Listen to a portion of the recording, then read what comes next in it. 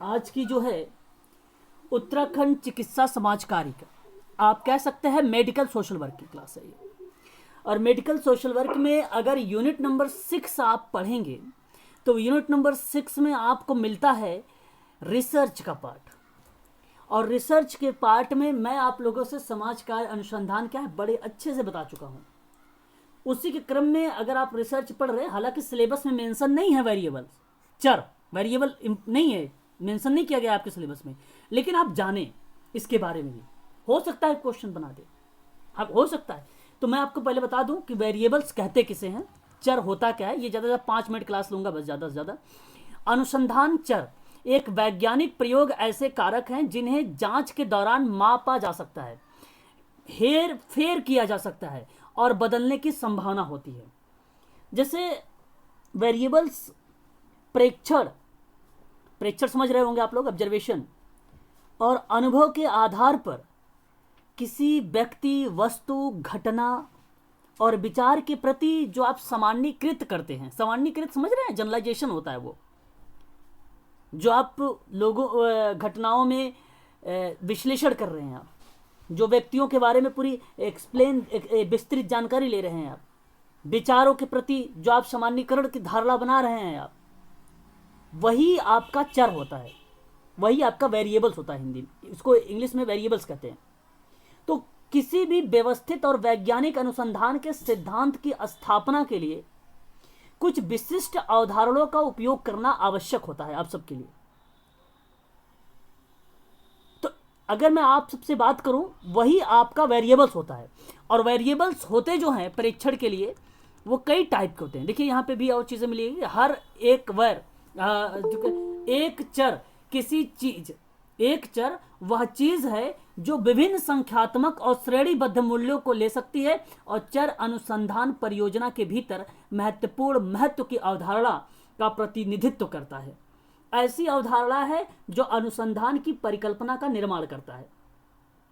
अभी आप देखेंगे कि कौन कौन से इसमें वेरिएबल्स होते हैं, ठीक है। अब वेरिएबल्स की परिभाषा अगर हम बात करते हैं पोर्टो एंड गार्डे के अकॉर्डिंग, तो कहते हैं विज्ञान में इन्होंने कि एक चर किसी भी तत्व, स्थिति, कारक को नियंत्रित किया जाता है, एक जांच के भीतर विधिक या मापा जा सकता है, उसे हम चर कहते हैं। चर किसको कहते हैं? मापन के लिए, निरीक्षण के लिए किया जाता है। और ध्यान रखना, प्रेक्षण हो या अनुभव के आधार पर किसी व्यक्ति या वस्तु, घटना या विचार के प्रति जो सामान्यीकृत कर रहे हैं वो भी वेरिएबल्स है, वो भी वेरिएबल्स है, ठीक है। तो ये आप सभी के लिए था वेरिएबल्स के टाइप, एक प्रकार के वेरिएबल्स के चर थे, ठीक है। याद रखेंगे आप सभी लोग, 2008 का ही था परिभाषा। शोधकर्ता ने विभिन्न चरों के बीच संबंध स्थापित करने के लिए प्रयोग करते हैं चर का। जब आप शोधकर्ता हैं, आप रिसर्चर हैं, आप सामाजिक कार्यकर्ता, शोधकर्ता हैं, शोधकर्ता के रूप में भी जाने जाते हैं, तो आप विभिन्न चर के बीच, अब सोच रहे हैं चर है कौन कौन सी चीजें, अभी मैं बताऊंगा चर कौन कौन से है, टेंशन ना ले आप लोग। चर के बीच संबंध स्थापित करने का जो प्रयोग करते हैं, और कारण और प्रभाव के संबंधों की जब तलाश करने की बात होती है, उसकी खोज करने की बात होती है, तो उसे हम लोग चर बोलते हैं। तो कारण और संबंध का प्रयोग हम तब करते हैं जब प्रयोग एक्सपेरिमेंटल रिसर्च करते हैं, और उसमें भी हम कारण जानना चाहते हैं और प्रभाव भी जानना चाहते हैं, उन दोनों के बीच में संबंध क्या है। जैसे अगर मैं कहूं, यहां पे देखिए रेगुलेटर है, रेगुलेटर जानते हैं आप लोग, रेगुलेटर सभी लोग जानते हो, रेगुलेटर। और ये फैन, ये फैन, पंखा, ये पंखा।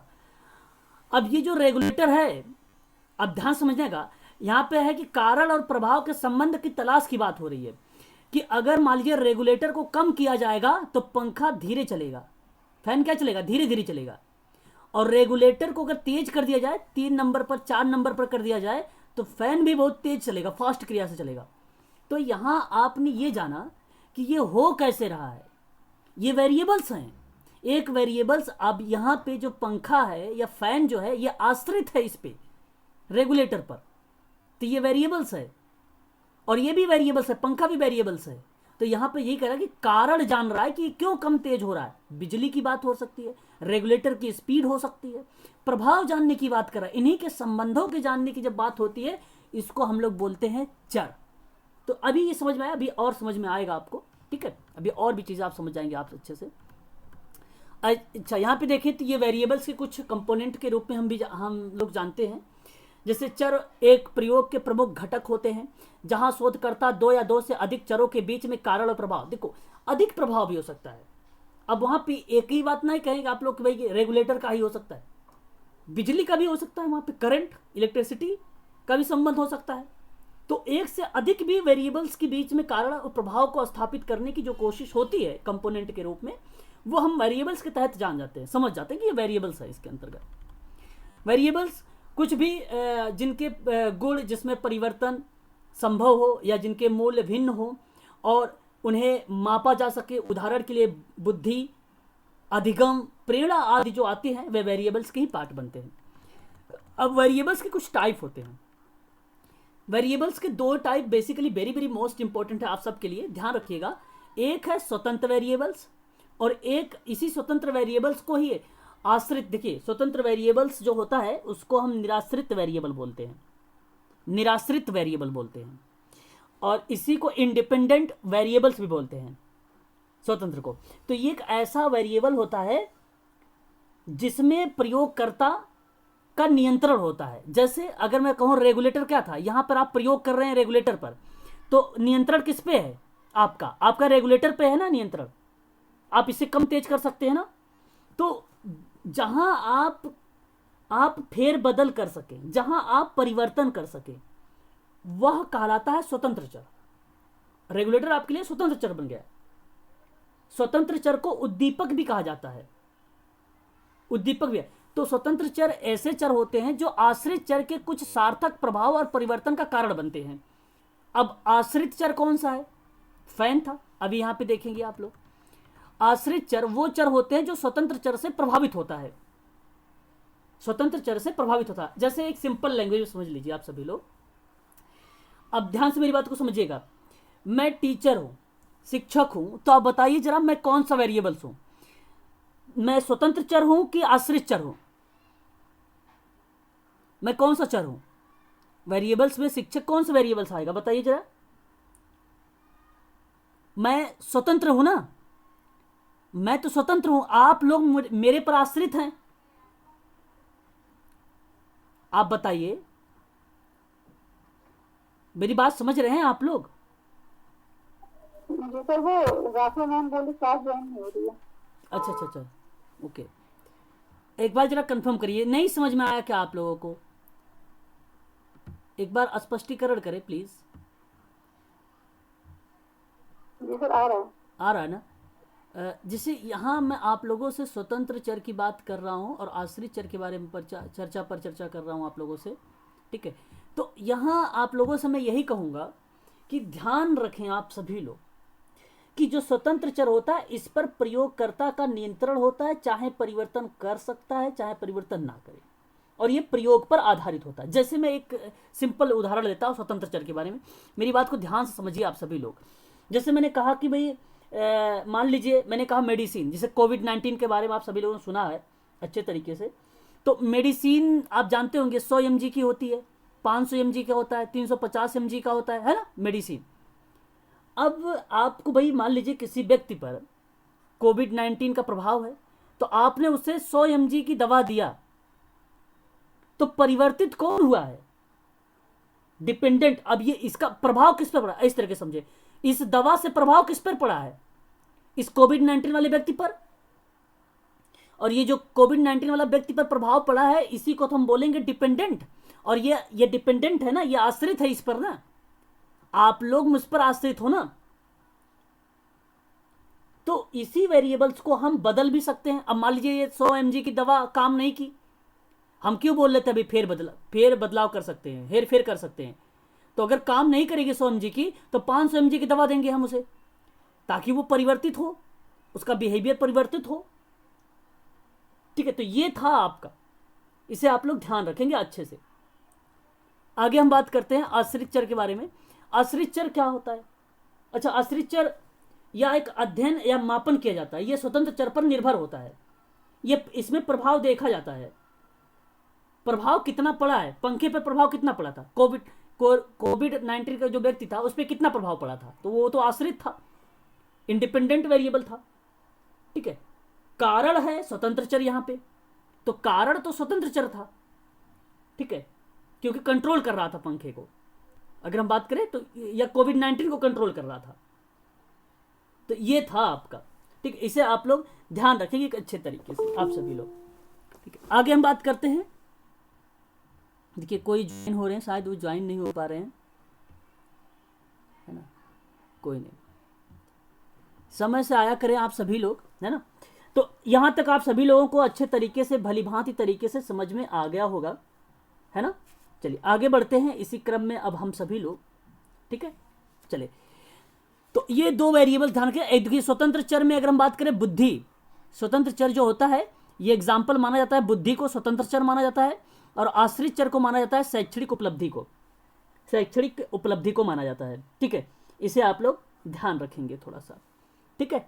चलिए आगे बढ़ते हैं और हम नेक्स्ट टॉपिक लेते हैं, हाइपोथेसिस। हम पढ़ेंगे अब थोड़ा सा परिकल्पना के बारे में। परिकल्पना होती क्या है, तो कोई बताना चाहेगा मुझे, जो है परिकल्पना कहते किसे हैं? कोई भी लोग जरा मुझे बताएं, परिकल्पना किसे कहते हैं?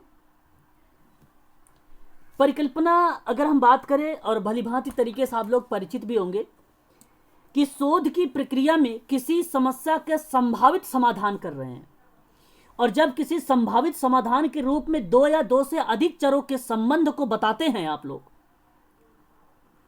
और उसी कथन को या उसी स्टेटमेंट को हम प्रकल्पना कह देते हैं। तो परिकल्पना, प्रकल्पना, परिकलन, तर्क के लिए किसी बात की कल्पना करना या अनुमान लगाना, ये सभी के सभी स्टेटमेंट परिकल्पना के ही अंतर्गत आते हैं, हाइपोथेसिस के ही अंतर्गत आते हैं। ये आपके सिलेबस में मेंशन है। परिकल्पना सिंपल शब्द में कहूं, अपनी मर्जी से ना करके संबंधित साहित्य के आधार पर जो किया जाता है वो परिकल्पना होता है, वो परिकल्पना होता है। अब समझ में आया आपको कि और भी इसे आसान करूं? बताएं, अगर आप कहेंगे तो इससे भी आसान कर दूंगा परिकल्पना में। चलिए समझ में अगर आपको आ गया तो ठीक है। तो परिकल्पना याद रखिए कि तर्क के लिए किसी बात की कल्पना करना परिकल्पना होता है, हाइपोथेसिस होता है। तो शोध की प्रक्रिया में किसी समस्या के संभावित समाधान के रूप में दो या दो से अधिक चरों के बीच संबंध को, अब चर आप जान चुके हैं, चर क्या होते हैं, वेरिएबल्स जान चुके हैं आप लोग, बता चुका हूं अभी। तो दो या दो से अधिक चरों के संबंध को बतलाते हुए शोधकर्ता जो कथन करता है उसे प्रकल्पना कहते हैं। बस सिंपल सी बात है, यही प्रकल्पना की परिभाषा है एक साधारण शब्दों में। परिकल्पना, ये देखिए ये भी परिभाषा वही चीजें हैं जो मैंने आपको बोला है, ये मेरा ही स्टेटमेंट है ना। तो ये आप इसे ध्यान रख सकते हैं, ठीक है। ये है कि शोध की प्रक्रिया में किसी समस्या के संभावित समाधान के रूप में दो या दो से अधिक चर संबंधों को बतलाते हुए शोधकर्ता जो कथन करता है उसे प्रकल्पना कहा जाता है, या कहते हैं, बात वही है, ठीक है। तो सिंपल शब्द में ये परिभाषा आपकी याद हो जाएगी, ठीक है। तो ये पीडीएफ में भी सारी की सारी चीजें मेंशन की गई है। आगे अगर हम बात करें, किसी घटना की व्याख्या करने वाला कोई सुझाव या अलग अलग प्रतीत होने वाला, किसी भी घटनाओं के आपसी संबंध की व्याख्या करने वाला कोई तर्कपूर्ण सुझाव परिकल्पना कहलाता है। तो जैसे तर्कपूर्ण अभी मैं बता रहा था, परिकल्पना करना, ठीक है, किसी संबंध को बताने के लिए जहाँ पे समस्याओं के बारे में दो से अधिक की चर्चा पर चर्चा कर रहा होता है, वो भी तर्कपूर्ण सुझाव दे रहा है, तो वही परिकल्पना हो जाता है आपका, है ना। तो ये चीज़ें होती है परिकल्पना। आगे हम बात करते हैं परिकल्पना को अगर संधि विच्छेद करें, इसको तोड़े, तो परि प्लस कल्पना होता है। आप लोग भली भांति तरीके से जानते होंगे, परि प्लस कल्पना। परि का मतलब होता है चारों ओर, कल्पना का अर्थ होता है सामान्य अनुमान में यहाँ पर, ठीक है। तो अनुमान का मतलब ही होता है कल्पना, है ना। तो परिकल्पना किसी भी अध्ययन को प्रारंभ करने से पहले बनाई गई योजना को ही रिप्रेजेंट करती है परिकल्पना। तो परिकल्पना अगर हम बात करें तो परिकल्पना द्वारा किसी भी विषय या समस्या के बारे में पूर्वानुमान लगाया जा सकता है और अध्ययन की योजना बनाई जा सकती है, ये परिकल्पना होती है। सामाजिक अनुसंधान में परिकल्पना का विशेष महत्व होता है, ठीक है। तो ये भी इंपॉर्टेंट पॉइंट्स हैं सारी की सारी। परिकल्पना में अगर हम प्रोफेसर MP श्रीनिवासन के अनुसार परिभाषा के माध्यम से समझें तो ये कहते हैं कि परिकल्पना सामाजिक अनुसंधान में, यहाँ पे में होगा, ठीक है, अनुसंधान में सत्य की खोज के लिए बनाई गई काल्पनिक एवं अनुभव एक रूपरेखा है जो सत्यता की जांच और खोज करता है, और यह अनुसंधान के आधार का स्तंभ होता है या होती है। तो इसी को हम लोग बोल देते हैं परिकल्पना। परिकल्पना, ठीक है। तो इसे आप ध्यान रखेंगे कि इस खोज के लिए बनाई जाती है, कल्पना की जाती है, अनुमान के लिए कल्पना की जाती है, नियोजन या प्लानिंग के लिए कल्पना की जाती है, तर्क के लिए अनुमान लगाने के लिए कल्पना की जाती है, चारों ओर अनुमान लगाने के लिए कल्पना की जाती है, वो परिकल्पना होती है। तो बहुत सारी परिभाषा अपने मन में भी बना सकते हैं आप लोग, है ना। अगर हम बात करते हैं लुंडबर्ग का, तो इन्होंने कहा है कि उपकल्पना, उपकल्पना का मतलब होता है परिकल्पना या हाइपोथेसिस, बात एक ही होती है, ठीक है। तो लुंडबर्ग ने कहा कि उपकल्पना एक सामाजिक काम चलाओ समाजीकरण है। तो समाजीकरण में यहाँ पे छोटी की मात्रा नहीं होगी, बड़ी की मात्रा होगी। समाजीकरण है जिसकी सत्यता की परीक्षा अभी बाकी है, ठीक है। बिल्कुल प्रारंभिक स्तरों पर उपकल्पना कोई भी अनुमान, विचार, सहज ज्ञान अथवा कुछ और भी हो सकता है जो कि अनुसंधान का आधार बन जाता है। तो कभी कभी काम चलाओ समाजीकरण पे जहाँ पे सत्यता की परीक्षा की जाती है, वो कहा जाता है कि ये परिकल्पना है। तो ये लुंडबर्ग कहते हैं, ठीक है। तो सबकी अलग अलग परिभाषाएं हैं, परिभाषाओं से स्पष्टीकरण मैं कर रहा हूँ आप लोगों का, कॉन्सेप्ट केवल। गुड्डे एंड हार्ट के अकॉर्डिंग बात करें तो इन्होंने कहा कि उपकल्पना की एक बात का वर्णन करती है कि आगे क्या देखना चाहते हैं। कल्पना भविष्य की ओर देखती है और यह एक तर्कपूर्ण वाक्य है जिसकी परीक्षा की जा सकती है, ठीक है। और यहाँ अगर हम बात करें कि यह सही भी हो सकती है, गलत भी हो सकती है। यहाँ पे यह लिखा है, यस नहीं होगा, ये यह होगा, ठीक है, यह, ठीक है। क्लियर हो रहा है, ये यह होगा, ठीक, इसे सही कर लीजिएगा, या यह है। तो यह सही भी हो सकती, गलत भी हो सकती है परिकल्पना, ठीक है। अभी हम देखेंगे सही गलत कैसे होगी, ठीक है। स्केटस कहते हैं कि उपकल्पना का आस्था रूप में सत्यम आना, या एक प्रकार से आप ये कह सकते हो कि लाया गया कथन है, सत्यता पर आधारित, ठीक है, आस्था के रूप में। तो आस्था के रूप में सत्यम लाना या आना गया कथन है जिसके आधार पे उस समय एक नवीन सत्य की खोज के आधार पर बनाया गया है। तो ये स्केटस बोलते हैं अपने परिभाषा में कि आस्था के रूप में सत्यम पर आधारित ये चीजें होती है और नवीन सत्य की खोज करेगा, नवीन जानकारी के बारे में बताएगा, ठीक है। तो ये उपकल्पना है।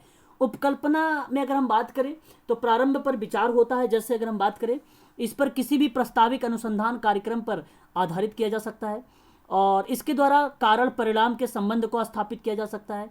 इससे किसी भी प्रकार के तथ्यों या घटनाओं के सिद्ध या प्रमाणित किया जा सकता है।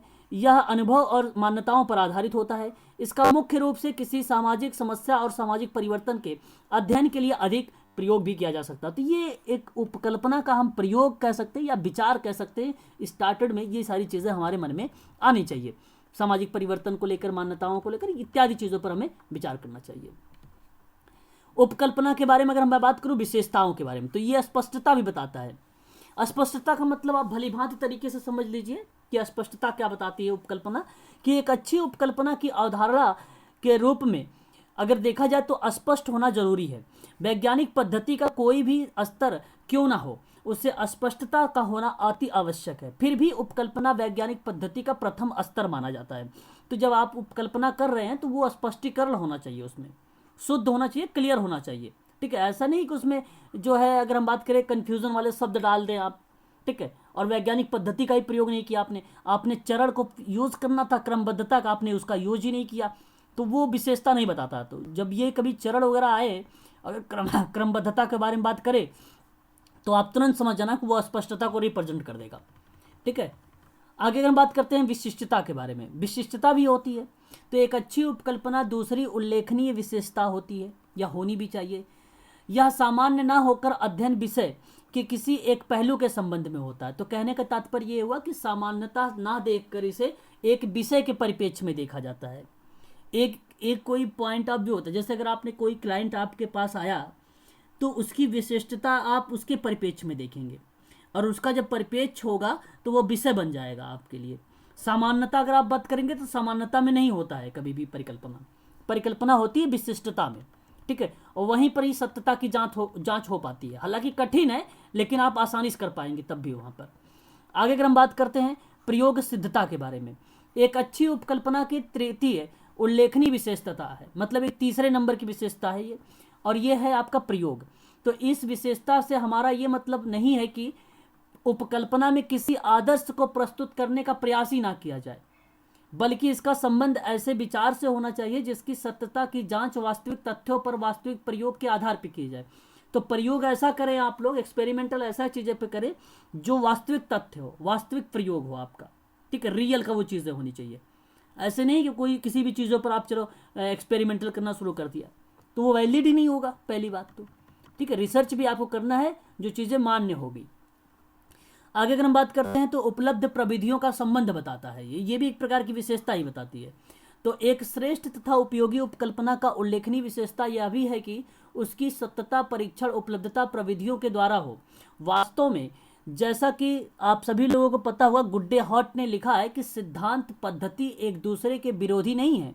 जो सिद्धांत का यह नहीं जानता है कि उसकी परिकल्पना की जांच हित में कौन कौन सी प्रविधियां उपलब्ध हैं, तो उपयोगी प्रश्नों का निर्माण असफल रहता है। कहने का तात्पर्य ये हुआ कि अगर आप किसी सिद्धांत या पद्धति का प्रयोग कर रहे हैं और वहाँ पर वो दोनों सही तरीके से नहीं बन पा रहा है, आपका सही तरीके से डेटा नहीं मिल पा रहा है, तो वहाँ आपका रिसर्च जो होगा वो आपका हो जाएगा असफल, और आपको जब आप सफल हो जाएगा तो वो रिसर्च आपकी बेकार हो जाएगी। तो इसके लिए कहता है कि आप अगर प्रविधियों का प्रयोग करेंगे अच्छे से तो आपका जो रिसर्च होगा वो अच्छा होगा।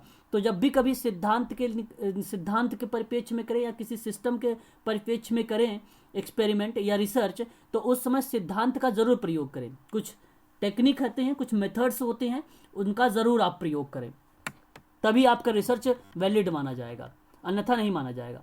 सिद्धांत समूह से संबंधित होता है। तो एक अच्छी उपयोगी उपकल्पना का अंतिम उल्लेखनीय विशेषता यह भी है कि सिद्धांत समूह के संबंधित होना चाहिए।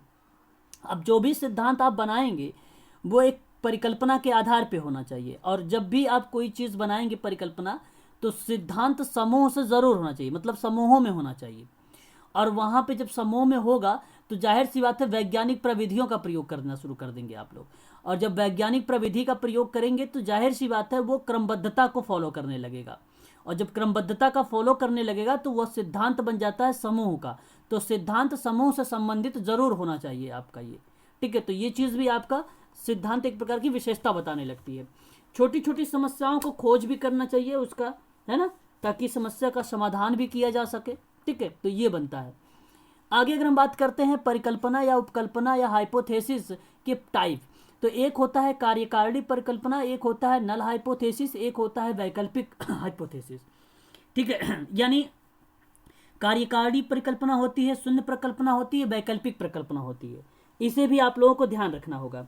तो ये प्रश्न बन जाता है कि शोध की प्रक्रिया में किस प्रकार की परिकल्पना की परीक्षण की आवश्यकता होती है। अगर आपसे प्रश्न इस तरीके से आए कि शोध की प्रक्रिया में किस प्रकार की परिकल्पना का परीक्षण की आवश्यकता होती है, तो ध्यान रखिएगा परीक्षण केवल कार्यकारिणी परिकल्पना पे होगी और नल हाइपोथेसिस पे होगी, अल्टरनेट पे नहीं होगा, वैकल्पिक परिकल्पना पे नहीं होगा परीक्षण।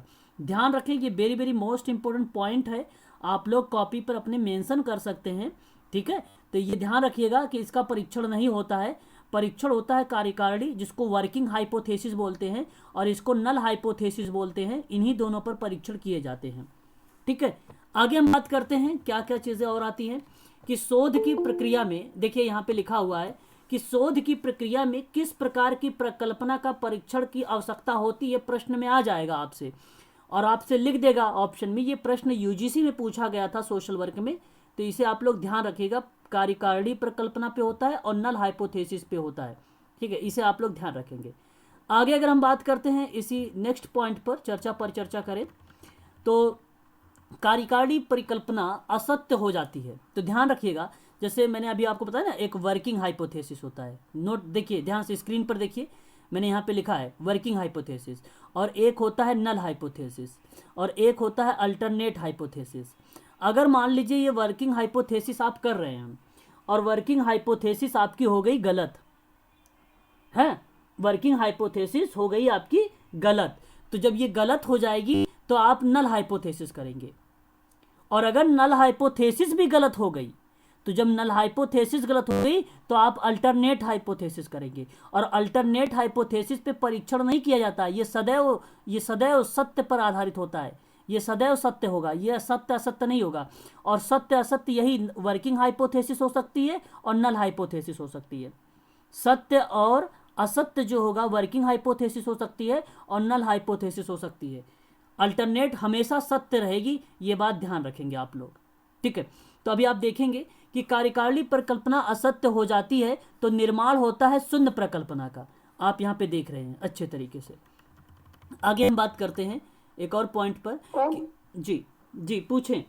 हाँ, तो इनको एग्जाम्पल से समझा सकते हैं आप तीनों को? हाँ बिल्कुल एग्जाम्पल समझा सकता हूँ। जैसे अगर मैं आपसे कह रहा हूँ कि एक वर्किंग हाइपोथेसिस है और एक नल हाइपोथेसिस है, ठीक है। मेरी बात को ध्यानपूर्वक आप सभी लोग समझने की कोशिश करिएगा और सुनिएगा अच्छे से, तभी आपको ये चीज़ें समझ में आएगी। कहने का मतलब अगर आपने एक अच्छी प्रोडक्ट है, मेरी बात को समझिएगा, एक अच्छी चीज़ को आपने गलत बता रहे हैं तो वो जाहिर सी बात है वो गलत हो जाएगा। वर्किंग हाइपोथेसिस वो आपकी गलत हो जाएगी। एक अच्छी चीज़ को अगर आप खराब बता रहे हैं, जैसे एग्जाम्पल के तौर पे मान लीजिए दूध, और किसी ने रिसर्च किया कि दूध पीने से स्वास्थ्य खराब होता है, क्या ये सत्य बात है? दूध पीने से स्वास्थ्य खराब होता है? नहीं। नहीं सर। तब ये तो अगर यहाँ पे लिखा तो ये वर्किंग हाइपोथेसिस गलत हो गई, फिर तो ये तो गलत हो गई। आपने लिख दिया ये बात, लेकिन ये वर्किंग हाइपोथेसिस गलत हो गई। जब यहाँ पे आपने लिखा तो ये गलत हुआ, तो फिर अब आप नल हाइपोथेसिस पे आ गए। अब नल हाइपोथेसिस पे करना शुरुआत किया आपने रिसर्च। अब यहाँ पर आपने ढूंढने की कोशिश करे तो यहाँ पर भी आपको दो कंडीशन मिलती है। यहाँ पे भी दो कंडीशन मिला आपको, दो कंडीशन मिली, एक टाइप 1 एरर मिले आपको, टाइप 2 एरर मिले। टाइप 1 भी आपसे कहता है कि जब आपने किसी चीज, अच्छी चीज को आपने गलत बताए हैं, अच्छी चीज को आपने गलत बता रहे हो वर्किंग हाइपोथेसिस में, तो वो ऑटोमेटिक यहां पर नल हाइपोथेसिस में टाइप 1 एरर बन जाएगा। वो एक कॉमन सेंस की बात है। हम अपने अगर हम इसके बारे में थ्योरिकल ना पढ़े, अपने कॉमन सेंस का भी प्रयोग करें, तो भी हम इस बात को कह सकते हैं। नल हाइपोथेसिस का जो अल्फा वाला है, नल हाइपोथेसिस में दो एरर्स पाए जाते हैं। अभी मैं इस पे चर्चा करूंगा, टेंशन ना लेना, इन्होंने कहा एग्जाम्पल इसलिए मैं बता रहा हूं। तो इसको एक अल्फा बोला जाता है, एक बीटा बोला जाता है। तो अल्फा ऑटोमेटिक आपका गलत हो जाएगा। जब अल्फा गलत हो जाएगा तो बीटा आता है। बीटा क्या बोलता है? बीटा कहता है किसी खराब प्रोडक्ट को रिसर्च अच्छी क्वालिटी में बता दिया। किसी खराब प्रोडक्ट को आपने जो है अच्छी चीज बता दी है। खराब प्रोडक्ट अच्छी क्या है? जैसे बहुत लोग बताते हैं बियर पीने से स्वास्थ्य सही होता है। बियर पीने से स्वास्थ्य क्या होता है? सही होता है। अब ये खराब प्रोडक्ट है और आपने उसका अपना रिसर्च किया और आपने अच्छा बता दिया कि भाई नहीं, सेहत तो बनती है बियर पीने से, तो ये बीटा आ जाता है आपका। मैं इतनी आप लोगों से केवल इतनी बात, अभी आगे आने वाला है, टेंशन ना ले। वर्किंग हाइपोथेसिस में केवल इतना याद रखें कि जब वर्किंग हाइपोथेसिस जब असत्य हो जाएगी, गलत हो जाएगी, वो डायरेक्ट आपका नल हाइपोथेसिस में आ जाएगा। और यदि आपका कार्यकारिणी परिकल्पना असत्य है, अगर अगर कार्यकारिणी परिकल्पना आपकी सत्य है, तो शून्य प्रकल्पना का निर्माण ही नहीं होगा। फिर तो यही काम कंप्लीट हो गया आपका। आगे जाने क्या जरूरत है भाई? आगे क्यों जाओगे? जब नल हाइपोथेसिस और अल्टरनेट हाइपोथेसिस के बारे में क्यों सोचोगे? जब आपका ये सही हो गया कि दूध पीने से स्वास्थ्य आपका सही होता है, अच्छा होता है, ये आपने लिख दिया, तो फिर तो आगे क्यों जाना? तो यह आपका वर्किंग हाइपोथेसिस हो जाएगा ऑलरेडी वहां पे। और यही अगर गलत हो जाए तो फिर आप आगे बढ़ना पड़ेगा आपको, तो रिसर्च में आपको आगे जाना पड़ेगा। किसी अच्छी चीज को खराब बता दिए हैं आप लोग, तो आगे आपको खोज करनी पड़ेगी, क्यों है खराब, ये क्या रीजन है, बताओ वो। क्योंकि रिसर्च आप लोगों के थेसिस वगैरह हमारे पास आने वाली है, हम उसको चेक करना चाहते हैं कहाँ गलती है, क्या चीज आपने सोचा वहां पर, किस चीज को लगा आपने यहाँ पे कि ये गलत हो गई। ठीक है, तो इन चीजों को हमें विचार करना पड़ेगा। आगे अगर हम बात करते हैं, कार्यकारिणी प्रकल्पना अगर असत्य हो गई तो, अगर गलत हो गई तो शून्य उपकल्पना भी असत्य हो। अगर मान लीजिए फिर उसके बाद भी अगर असत्य हो गई और फिर शून्य प्रकल्पना असत्य हो जाए, तो फिर तो निर्माण वैकल्पिक का होगा। और अगर मान लीजिए ये सत्य हो गई तो आप वैकल्पिक पर नहीं जाएंगे, वैकल्पिक पर जाएंगे ही नहीं, क्योंकि ये सत्य हो चुकी है। बात यहीं समाप्त। क्यों जाना आगे भाई? अब मुझे इतनी बात बताइए कि ये जो तीन टाइप थे, वर्किंग हाइपोथेसिस का, अल्टरनेट हाइपोथेसिस का और नल हाइपोथेसिस का, ये 3 बातें केवल समझ में आई आपको कैसे क्या होता है? इतनी बात सिर्फ मुझे बताइएगा, बस इतनी बात। अगर नहीं समझ में आई तो यही समय है आप लोगों को पूछने का, पूछ लीजिए, मैं आपको समय दिया हूं। सर एक बार और repeat कर दीजिए। ठीक है, ठीक है, सुन लीजिए एक बार ध्यान से, एक बार सभी लोग ध्यान से सुन लीजिए। वर्किंग हाइपोथेसिस अगर गलत हो गई, अगर गलत हो गई तो नल हाइपोथेसिस बनेगी। अगर वर्किंग हाइपोथेसिस सत्य है तो ना ही अल्टरनेट बनेगा, ना ही नल हाइपोथेसिस बनेगी। और अगर वर्किंग हाइपोथेसिस आपकी गलत हो गई तो आपका नल बनेगा। और अगर नल सत्य हो गया, नल सत्य हो गया तो फिर आपका अल्टरनेट नहीं बनेगा। और अगर नल हाइपोथेसिस गलत हो गया तो अल्टरनेट ऑटोमेटिक बन जाएगा, क्योंकि यह सदैव सत्यता पर आधारित होता है, सत्यता पर आधारित होता है। अब बताइए जरा, तीनों समझ में आ गए? यही बात मैं समझाना चाह रहा हूं बस। आगे अभी बहुत सारी बातें आने वाली है, उस पर चर्चा करूंगा, इसी से संबंधित है। अच्छा, स्टेप बाय स्टेप अपने कन्वर्ट हो जाती है सर ये? हाँ, स्टेप बाय स्टेप। जैसे आप मान लीजिए एक एग्जांपल, जैसे आपको क्या करना है, ये रिसर्च का पार्ट है। आपने रिसर्च करने चले गए और किसी टॉपिक पर आपने रिसर्च लिया, और आपने बाय द वे, जैसे मैंने दूध का भी बता रहा था, तो आपने डेयरी मिल्क वगैरह पे आपने रिसर्च करना शुरू किया कि कितना बढ़िया प्रोडक्ट आ रहा है, कितना खराब प्रोडक्ट आ रहा है, इस पर आपने रिसर्च करना शुरू कर दिया। आप दिल्ली यूनिवर्सिटी या जामिया यूनिवर्सिटी से आप रिसर्च कर रहे हैं, आपने अपने थेसिस में मेरी लिखा। तरफ से आप आगे बढ़ जाइए। ओके ओके, समझ में आ गया ना आप लोगों को, सभी लोगों को? जी जी। चलो बहुत बढ़िया है, बहुत बढ़िया है, आगे बढ़ते हैं। अब देखिए यहाँ पे मैंने लिखा भी है, यहाँ पर मेंशन भी किया है कि अगर कार्यकाली अगर यहाँ पे उपकल्पना लिखना चाहिए था मुझे, ठीक है। कार्यकाली उपकल्पना जो है सत्य भी हो सकती है, असत्य भी हो सकती है। शून्य प्रकल्पना सत्य भी हो सकती है और असत्य भी हो सकती है, ठीक है, ये दोनों हो सकता है, और इन्हीं दोनों का परीक्षण भी होता है। लेकिन वैकल्पिक प्रकल्पना ये हमेशा सत्य होती है, इसकी परीक्षण नहीं की जाती है। आगे बात करते हैं। अब हम बात करेंगे नल हाइपोथेसिस के बारे में। नल हाइपोथेसिस को रिक्त प्रकल्पना भी बोला जाता है, रिक्त परिकल्पना भी कहा जाता है।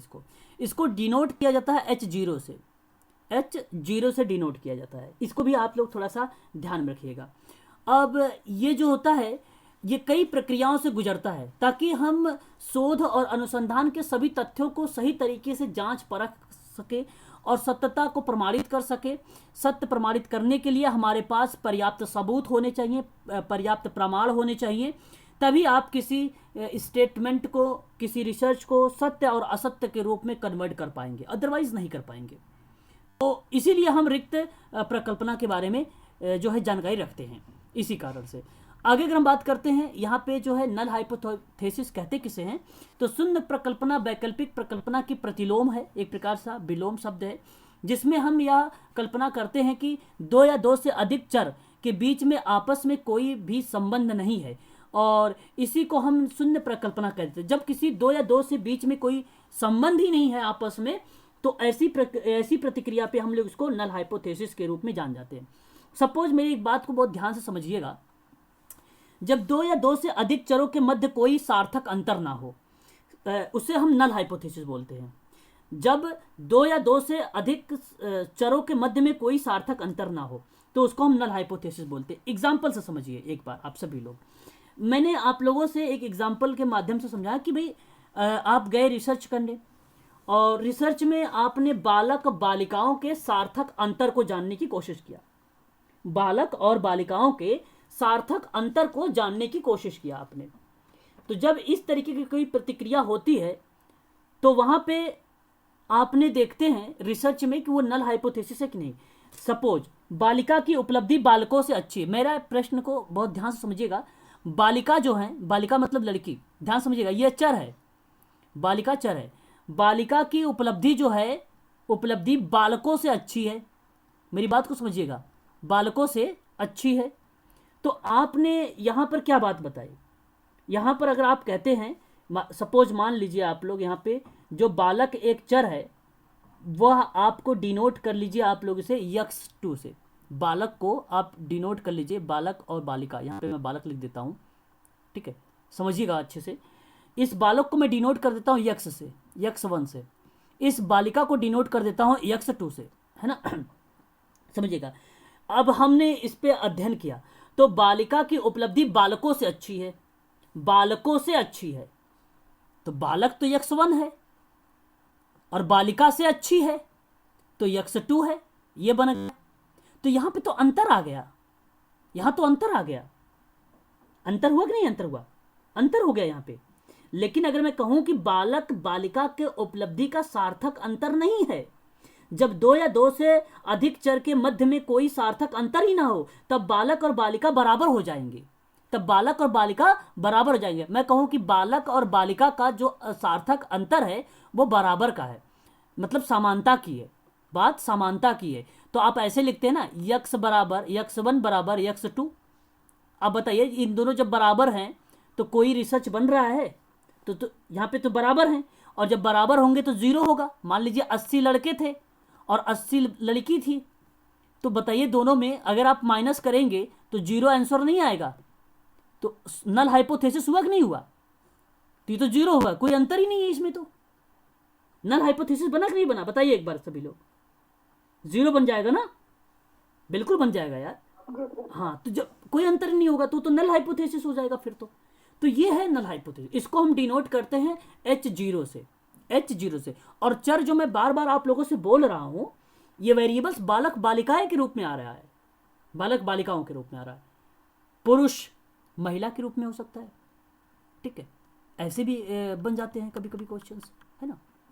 आगे बात करते हैं, किसी भी शोध के दौरान उस शोध के दो या दो से अधिक वेरिएबल्स, वही चीजें हैं जहां पहले से यह खोजने की कोशिश करते हैं कि इनका आपस में कोई संबंध है कि नहीं है।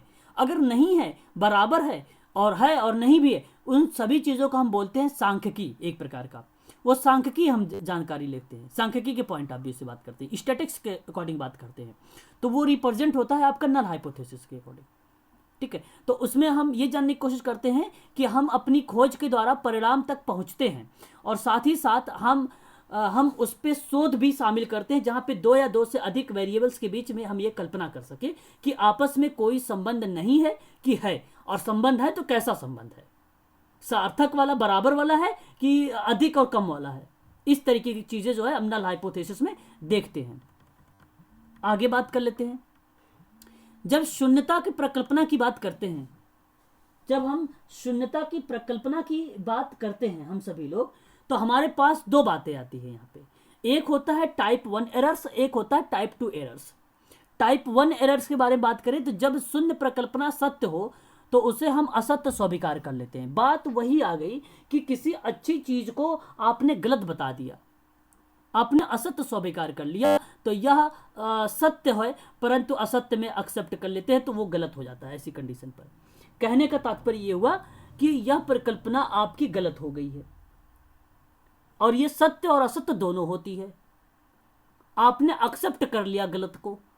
यह टाइप 1 का, इसको अल्फा भी बोला जाता है, आप यहां पे लिख लीजिए अल्फा, इसको बीटा भी बोला जाता है। अब बीटा के बारे में बात कर लेते हैं। बीटा ये कहते हैं किसी खराब प्रोडक्ट को रिसर्च अच्छी क्वालिटी बता देता है, टाइप 2 एरर्स। यहां पे आप देख लीजिए लिखा हुआ भी है, जब नल हाइपोथेसिस असत्य हो जाए। अब अगर मान लीजिए इसको भी आपने गलत बता दिया तो यहां पे सत्य स्वीकार कर लिया गया। अब आप तो भाई आपने गलत चीज है, देखो यहां पे वही चीज है ना कि किसी खराब प्रोडक्ट को आपने अच्छा क्वालिटी का बता रहे हो, अच्छी क्वालिटी को बता रहे हो, और अच्छी क्वालिटी को खराब बता रहे हो तो टाइप 1 में बता रहे हो, तो ये नल हाइपोथेसिस बन रहा है। और यहां पे अगर मैं बात कर रहा हूं अच्छी प्रोडक्ट को खराब बताना, खराब प्रोडक्ट को अच्छा बताना, ठीक है, तो ये चीजें यहां पर देखने को मिल जाती है। आगे बात करते हैं टाइप 1 का एरर। देखें टाइप 1 का एरर क्या होता है। अच्छा, इसमें भी अगर मैं बात करूं तो किसी शोध में शून्य प्रकल्पना सही हो, अर्थात शोध में शामिल दो या दो से अधिक चर, हमेशा आपको दो या दो से अधिक चर के बारे में बात होगी टाइप 1 में, या आप ये कह लीजिए नल हाइपोथेसिस में, बस इतना समझ लीजिए कि कोई संबंध नहीं हो। किंतु यदि हम किसी कारणवश शून्य प्रकल्पना को रद्द कर देते हैं, मान लीजिए कोई कारणवश हमने नल हाइपोथेसिस को रद्द कर दिया, तो यह टाइप 1 का एरर कहलाएगा। जी जी बताएं सर। ये चर को अपन सर तथ्य या फैक्ट भी बोल सकते हैं? वेरिएबल्स नहीं गलत हो जाएगा। अभी तो मैंने बताया शुरुआत में 10 मिनट की क्लास तो मैंने चर के बारे में लिया था। चर एक टीचर भी हो सकता है आपका, और एक स्टूडेंट भी हो सकता है। वेरिएबल्स आश्रित चर भी हो सकता है, स्वतंत्र चर भी हो सकता है। चर बालक होते हैं, चर पंखा हो सकता है, चर रेगुलेटर हो सकता है, चर प्रोडक्ट हो सकता है, कोई प्रोडक्ट हो सकता है चर, उसको चर बोलते हैं। तो दो या दो से अधिक चर है, दो या दो से अधिक प्रोडक्ट है, उनके बीच में संबंध स्थापित नहीं हो पा रहा है, तो यदि हम किसी कारणवश शून्य प्रकल्पना को रद्द कर देते तो वो टाइप 1 एरर बन जाता है। और क्योंकि यह बहुत बड़ी गलती होती है इसीलिए इसे सबसे पहले रखा जाता है। नल हाइपोथेसिस टाइप 1 को एरर को सबसे बड़ी गलती मानी जाती है, इसको सबसे पहले इसी को रखा जाता है, अल्फा वाले को। बात करते हैं बीटा को।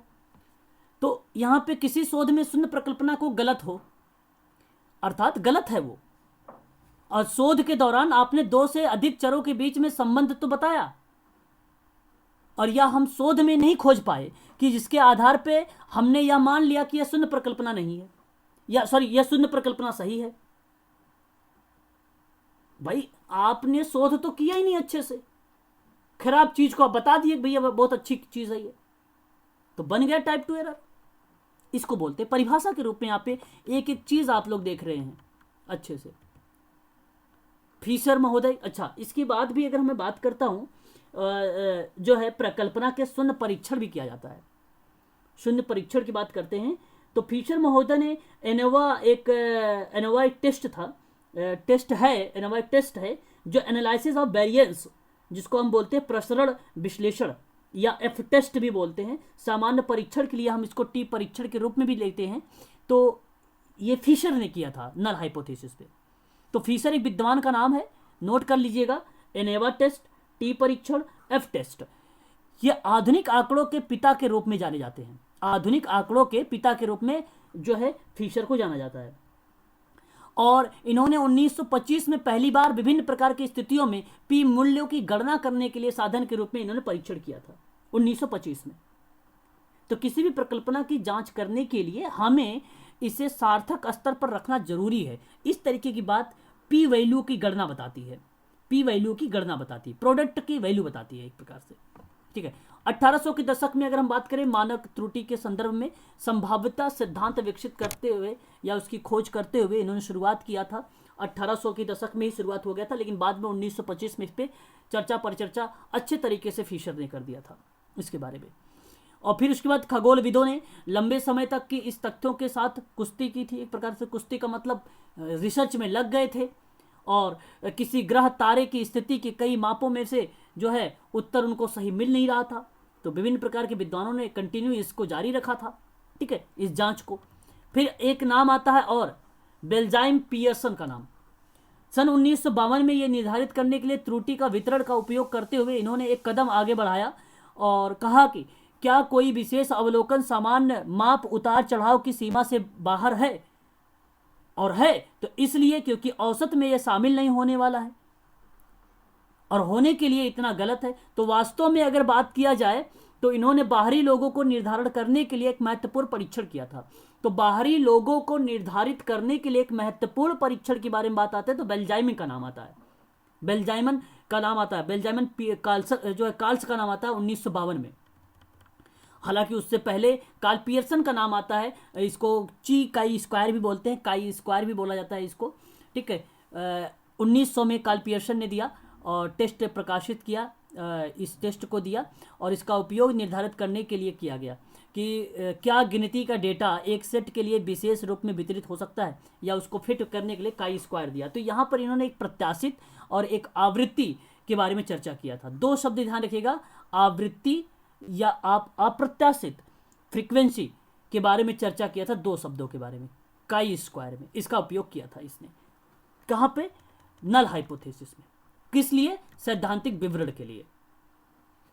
फिर किसी भी प्रकल्पना की जांच करने के लिए हमें सार्थक स्तर की जांच करना पड़ता है, और ये सारे के टेस्ट जितने थे इन सारे टेस्ट को करने के लिए ये सारी चीज़ों की जरूरत पड़ती है। किसी भी प्रकल्पना की जांच करने के लिए हमें इन टेस्टों की जरूरत पड़ती है। टेस्ट की सार्थकता स्तर हमेशा विश्वसनीयता होता है। एक बार प्रश्न आ गया था, सार्थकता स्तर हमेशा विश्वसनीय होना चाहिए। ध्यान रखेंगे आप सभी लोग, हमेशा विश्वसनीय होना चाहिए। सार्थक स्तर के जो मान थे वो बेसिकली दो टाइप के मान बनाए गए। सार्थकता स्तर पर विश्वसनीय जो मान थे वो दो टाइप के बनाए गए थे। अब आपके सामने एक प्रश्न है, ये प्रश्न एक बार यूजीसी में पूछा गया था। मैं एक बार मिनिमाइज करता हूँ थोड़ा सा, आप लोग इस प्रश्न को देखें, फिर मैं इस प्रश्न को सॉल्व करवाऊंगा। अभी सिर्फ प्रश्न को देखना है आप लोगों को, अभी करना कुछ नहीं है। मैं प्रश्न को पढ़ता हूँ, ध्यान से सुनिएगा। प्रश्न आपसे कह रहा है कि किसी शोध में, किसी विषय के शोध में कार्य करते समय प्रदत्त विश्लेषण के पश्चात शोधकर्ता एक निष्कर्ष मान किसी 2.01 प्रदर्शित होता है, तो इसका तात्पर्य क्या होगा। ये प्रश्न आप कर पाएंगे, लेकिन अगर यहीं से अगर आप मेरी बात को बहुत ध्यानपूर्वक सुनेंगे तब, और नहीं सुन पाएंगे तो इस प्रश्न ऐसे प्रश्न एग्जाम में आते हैं, आप गलत कर जाएंगे। ऑप्शन ए था आपका शून्य प्रकल्पना 0.01 स्तर पर अस्वीकृत हो गया था। शून्य प्रकल्पना 0.05 स्तर पर अस्वीकृत हो गई थी। ऑप्शन सी कार्यकारी प्रकल्पना 0.01 स्तर पर अस्वीकृत हो गई थी। कार्यकारी प्रकल्पना 0.05 स्तर पर अस्वीकृति हो गई थी। क्या इस प्रश्न का कोई जवाब मुझे बताएगा? बाकी मैं अभी आपको इस पर चर्चा करूंगा। किसी को पता है इस प्रश्न का जवाब? किसी भी व्यक्ति को पता है क्या? मुझे बताएंगे? नहीं पता, नो टेंशन। नहीं मालूम है तो बता सकते हैं आप लोग, कोई बात नहीं। अभी इस प्रश्न के बारे में हम जानेंगे अच्छे से। चलिए अब अभी हम इस प्रश्न के बारे में अच्छे से समझेंगे हम सभी लोग। अभी मैंने आपको कहा कि 2 स्तर, मेरी बातों को बहुत ध्यानपूर्वक सुनिएगा, समझिएगा आप सभी लोग। यहाँ पर देखिए अच्छे से, यहाँ पर मैं बात कर रहा हूँ आपसे स्तर नंबर 1। ध्यान रखिएगा सभी लोग, ये मैंने आपसे ये बात कर रहा हूँ सार्थकता स्तर पर जब कोई विश्वसनीय मान निकाला जाता है तो 2 प्रकार बनते हैं, उसके 2 स्तर बनते हैं। एक स्तर 1 बनेगा और एक स्तर 2 बनेगा। ध्यान रखिएगा, एक स्तर 1 बनेगा, एक स्तर 2 बनेगा। मैं पहले चर्चा करूंगा स्तर 1 के बारे में, लेवल 1 के बारे में। लेवल 1 आपसे बोलेगा, ये आपको रटना पड़ेगा एक प्रकार से, या तो आपको याद करना पड़ेगा। ये स्तर 1 0.01 ये स्तर है, बस इतनी ही बात याद रखनी, बाकी अभी आप अपने आप सीख जाएंगे। तो स्तर 1 पे 0.01 याद रखना होगा। अब ध्यान से सुनिए मेरी बात को, इस एक को आप पहले लिखेंगे, उसके बाद यहां पे देखिए कितने जीरो हैं, 2 जीरो हैं, 2 जीरो के रखेंगे। उसके बाद आप देखें ये लास्ट में 1 है, आप इसे 1 लिख दीजिए।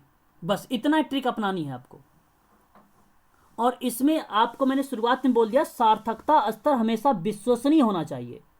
और सार्थकता स्तर विश्वसनीयता का जो मान होता है वो 2 ही प्रकार का होता है। स्तर 1 देख रहे हैं आप लोग, तो इसमें कहा गया है कि इसमें से 100 में से 1 बार सत्य हुआ है और 99 बार असत्य हुआ है। 1 बार आपका सत्य हुआ है, 99 बार आपका असत्य हुआ है। यह स्तर 1 है। इतनी बात अभी आप ध्यान में रखिएगा, बस केवल इतनी बात। 0.01 का स्तर अभी आप समझ लीजिए, 0.05 का स्तर। स्तर नंबर 2, स्तर नंबर 2 के बारे में देखिए, यह कहता है आपको 0.05 याद रखना पड़ेगा आपको, 0.05।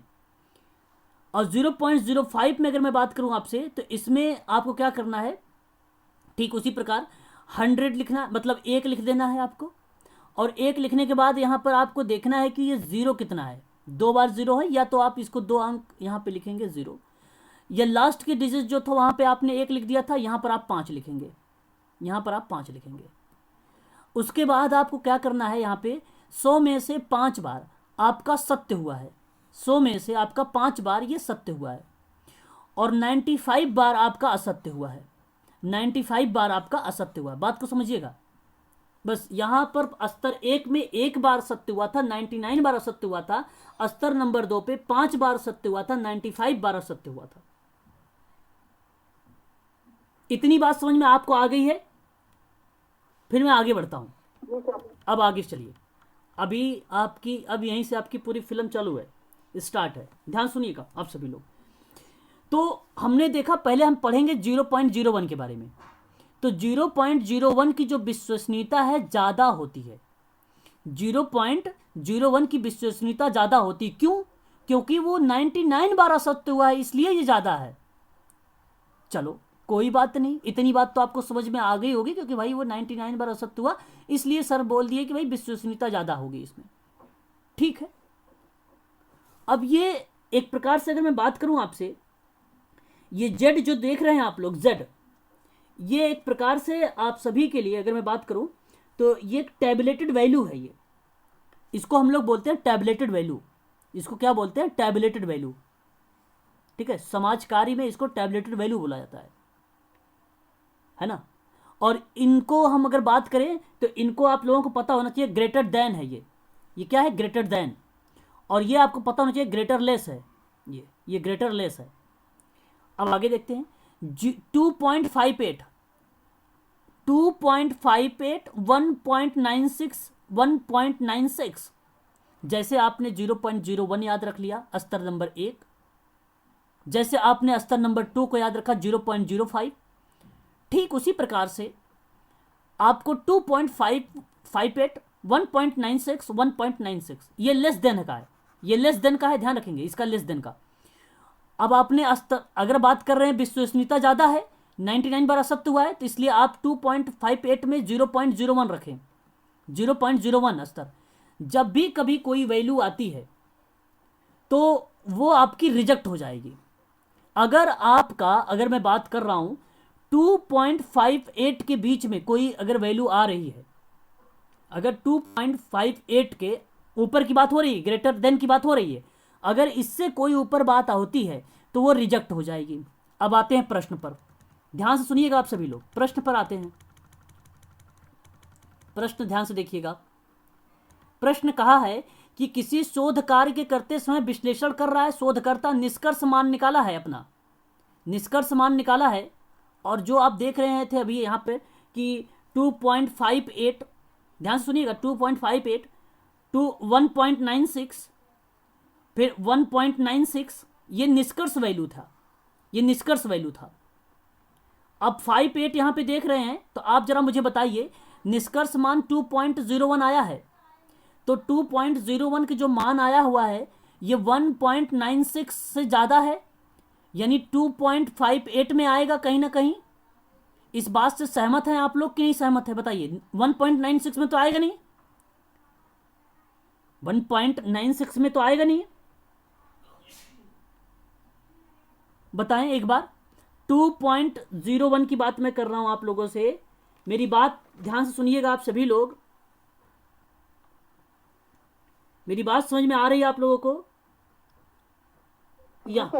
यहां अगर मैं बात कर रहा हूं 2.01, देखिए यहां पे 2.58 है ना, तो 2.58 में कहां आएगा ये, 2.58 में नहीं आएगा ना, ये इधर 2.58 है ना, ये तो आपको तो आएगा 1.96 में आएगा ना, ग्रेटर देन में ना, इसी में आएगा ना ये तो, बोलिए हाँ या ना। हाँ, जब इसमें आएगा आपको तो मैं आपका यहाँ पे पहला वाला रिजेक्ट था, दूसरा वाला रिजेक्ट था, और दूसरा वाला रिजेक्ट कितने पे था, फिर दिखाता हूं, जल्दबाजी मत करिएगा, समझते चलिए, फिर आते हैं कोई उस पे, जल्दबाजी नहीं करेंगे हम लोग। मैं बात कर रहा था 2 पॉइंट, यहाँ पे मैं साइड में लिख लेता हूँ क्वेश्चन 2.01, यही था ना आंसर में, निष्कर्ष मान। देखिए अब ये 2.58 अगर होता यहाँ पर क्वेश्चन में 2.58 से ऊपर कोई भी दे दे, अगर मैं दे देता हूँ 2.67, तो अब आप कह देते कि सर ये तो 0.01 के स्तर पर रिजेक्ट हो गई है, अस्वीकृति बोलते हैं, रिजेक्ट का मतलब अस्वीकृत हो गया। और अगर यहाँ पे अगर 2.01 आ रहा है तो 2.01 यहाँ पर देखेंगे तो ये जो निष्कर्ष वैल्यू है ना, ये 0.05 पर रिजेक्ट हो जाएगी। और अगर इससे 1.96 से नीचे होगा तो 0.05 पे एक्सेप्ट हो जाएगी। तो ये नल हाइपोथेसिस के अंतर्गत आ रहा है, और आप देख रहे हैं कहाँ पर कि ये 0.05 पर रिजेक्ट होना। अब क्वेश्चन पे आएंगे, अब क्वेश्चन आप लोग बताइएगा, मैं आंसर नहीं बताऊंगा, आप लोग बताएंगे। चलिए यहाँ पर बताइए जरा मुझे कि शून्य प्रकल्पना में, अब तो ये समझ गए हैं आप लोग कि कार्यकारिणी तो होगा नहीं, इस बात से तो सहमत होंगे आप लोग। ऑप्शन नंबर सी और डी तो काट दिए होंगे, ये तो तय है। ऑप्शन नंबर ए बचा, बी बचा, आप जरा मुझे बताइए ए होगा या बी होगा, ए होगा या बी होगा, बी होगा, वेरी गुड। अच्छा चलो मैं एक और क्वेश्चन यहीं पे बनाता हूं, बी होगा। एक क्वेश्चन और बनाता हूं 2.70 यही क्वेश्चन है, केवल मैंने वैल्यू निष्कर्ष मान बदल रहा हूं। निष्कर्ष मान किस में आएगा, शून्य प्रकल्पना 1.01 पर अस्वीकृत हो जाएगा कि 0.05 लेवल पर अस्वीकृत हो जाएगा, किस पे होगा रिजेक्ट, 0.01 हाँ 0.1 पर रिजेक्ट हो जाएगा, वेरी गुड, शाबाश। आगे एक और क्वेश्चन आप सबके, इसी में मैं क्वेश्चन बना रहा हूँ, आप लोग मुझे बताते चलना, बस मैं पॉइंट दे रहा हूँ सिर्फ, ठीक है। और अगर मैं आपसे बात कर रहा हूँ 2.40 2.40 ए या बी? ए या बी बताएं, ए या बी? ए या बी बोले? B, very good. थोड़ा तेज बोले आप लोग, हाँ फास्ट बोले। 1.98 सर 1.98, लेकिन यहाँ पे भी बोलिए स्वीकृत हो जाएगा, फिर एक्सेप्ट भी बोलिए, एक्सेप्ट बोलिए। अगर 1.98, हाँ निष्कर्ष मान 1.98 का अगर मैंने बताया है, और वो भी न्यूनतम बता देता हूँ, मैंने क्वेश्चन भी अधूरा कर दिया था, न्यूनतम मुझे बोलना चाहिए था कम में, तब आप बोलते। न्यूनतम अगर मैं बोलता, न्यूनतम लिखा रहेगा और 1.98, तो फिर वो स्वीकृत होगा, स्वीकृत होगा। और अगर न्यूनतम नहीं लिखा है, न्यूनतम नहीं लिखा हुआ है, और आपसे दे दिया 1.96, 1.96 कुछ नहीं लिखा हुआ है, ए या बी? ए या बी? ए या बी? बी होगा सर। नो, कैसे बी होगा? अच्छा 1.95050, हाँ okay okay okay okay okay okay okay okay, सही सही सही जा रहे हैं आप, सही जा रहे हैं, बी होगा, वेरी गुड, बी डी, शाबाश, बहुत बढ़िया, बी होगा। सर एक बार कर्सर डाउन कर दीजिए, टैबलेटेड वैल्यू लिखिए। अच्छा अच्छा, आगे बढ़ते। अच्छा ये प्रश्न कर लेंगे अब, ऐसे प्रश्न आएगा तो आप लोग कर लेंगे। अब प्रश्न ऐसे आता है, अब मैं वहां पे आ जाता हूँ टैबलेटेड वैल्यू पर, एक मिनट।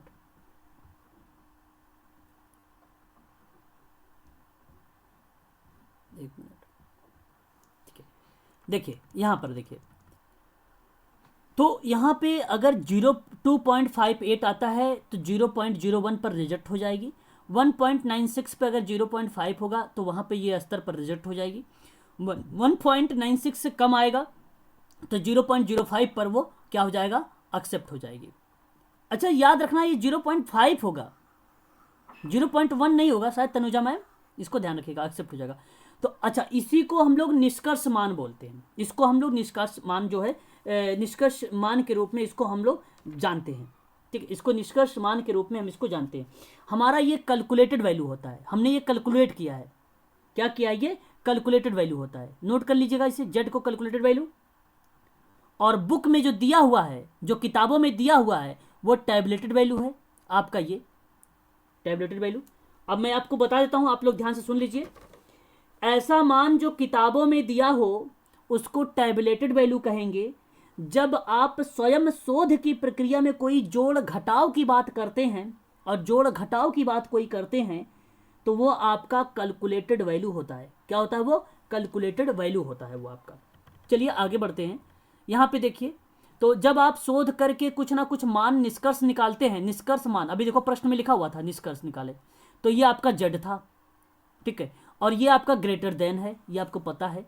ये आपका टैबुलेटेड वैल्यू है, या इसको टैबुलेशन वैल्यू भी बोला जाता है, ठीक है, ये है। और बाकी तो ये मान आपको पता है, जो दो स्तरीय या दो विश्वसनीय स्तर पर मान की बात किया गया। और ये रिजेक्ट है, जिसको आप स्वीकृति या अस्वीकृति के नाम देते हैं। एक्सेप्ट भी आता है ना। अब शोध के समय दो प्रकार के मान होते हैं। एक टैबुलेटेड वैल्यू, ऐसा मान जो किताबों में दिया हो, अस्थायी होता है। एक कैलकुलेटेड वैल्यू, जब आप स्वयं शोध की प्रक्रिया में जोड़ घटाव प्रारंभ करेंगे, और कैलकुलेटेड वैल्यू उसको कहेंगे। और ये अस्थायी, ये घटाव जो है, घटाव भी किया जा सकता है, बढ़ाया भी जा सकता है, ये होता है, ठीक है, ये चीज़ें हो जाएंगी। और टैबुलेटेड वैल्यू जो होते हैं वो किताबों में होते हैं, जैसे ये आप लोगों को किताबों में मिलेंगे। सार्थक स्तर ये आपको पता है, और ये आपका जो है कैलकुलेटेड वैल्यू है, ये आपको पता हो गया, ठीक है। तो मैंने हर एक स्टेप को स्पष्टीकरण करके आप लोगों को बताया है। अच्छा, मेरा एक प्रश्न है, प्रश्न आपके सामने 2.61 आया है, तो नल हाइपोथेसिस रिजेक्ट होगी या एक्सेप्ट होगी, और किस लेवल पर? अगर 2.67 आया है, प्रश्न ये मेरा, बताएं, नल हाइपोथेसिस रिजेक्ट होगा और किस स्तर पर? 2.67 आया है भाई, बोलो ना। 0.0 स्तर पर जो है, 0.01 स्तर पर रिजेक्ट हो जाएगा, अस्वीकृत हो जाएगा, बोलो ये। और अगर 1.95 आया हुआ है, तो 95 कम है, इससे कम हो गया, इससे 96 तो ग्रेटर देन है ना, ये तो ग्रेटर देन है, तो ग्रेटर लेस आ गया, तो ये होगा। तो बताइए जरा, ये एक्सेप्ट होगा कि नहीं होगा? 0.05 स्तर पर एक्सेप्ट हो जाएगा ये। तो ये इसलिए ये दो प्रश्न आपका कंप्लीट हो गया। यहाँ पर भी आगे बढ़ते हैं। किताबों के मान को क्या कहेंगे? ऑप्शन में आपके 4 है, बताएं, किताबों के मान को क्या कहेंगे? Tabulated value. टैबुलेटेड वैल्यू कहेंगे। किताबों के मान को हम लोग क्या बोलते हैं? Tabulated value. Option A correct हो जाएगा। एक और प्रश्न लीजिए, जेड का मान क्या होता है? टैबुलेटेड वैल्यू होता है कि कैलकुलेटेड वैल्यू होता है? जेड का मान क्या होता है? टैबलेटेड वैल्यू होता है सर। कैलकुलेटेड वैल्यू होता है। जेड का मान, कैलकुलेटेड वैल्यू हाँ, कैलकुलेटेड वैल्यू होता है। ऑप्शन बी करेक्ट हो जाएगा। ओके, आगे बात करते हैं। बस इतनी चीज़ें आप लोग देखे रहिए। कल हम एनपीसी के बारे में थोड़ा सा चर्चा करेंगे, उसके बाद फिर मैं आप लोगों को सैम्पलिंग के बारे में बताऊंगा। एनपीसी को बताते हुए सैम्पलिंग पर चलूंगा कल। ये था आज का हाइपोथेसिस। इसकी पीडीएफ आपको टेलीग्राम पे प्रदीप जी मिल गई है। आप टेलीग्राम पे देखिए, आप देखते नहीं हैं पीडीएफ। और मैं एक चीज़ बता रहा हूँ कि इस यूनिट के समाप्त होने के बाद 100 क्वेश्चंस आप सभी के लिए मेडिकल सोशल वर्क पर लेकर आ रहा हूँ। ध्यान रखिएगा, 100 क्वेश्चंस रहेंगे आप सभी के लिए, ठीक है? इसलिए आप सभी लोग उसको जरूर अटेंड करिएगा। चलिए आज के लिए बस इतना ही।